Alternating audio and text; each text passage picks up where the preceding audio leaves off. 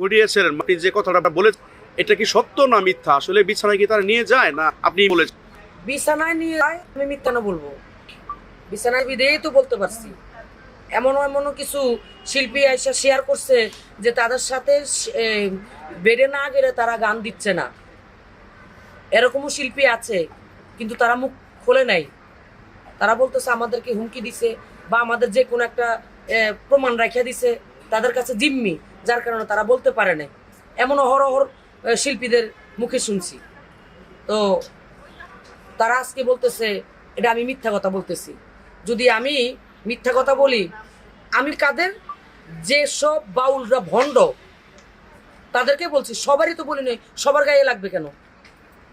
যে সুর হের ভিতরে তো ভয় থাকবে, যে সুর না তার ভিতরে তো ভয় থাকার কথা না।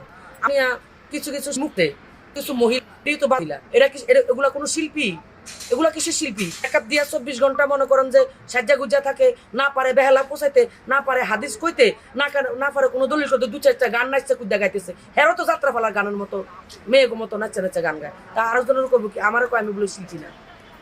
তারা আর কি প্রমাণ চায়? এখন আমি যে বক্তব্যটা দেওয়ার পরে যে কমেন্টগুলো আসছে, এই কমেন্টে বলতেছে যে হাসিনা সরকার যা বলছো সত্য বলছে।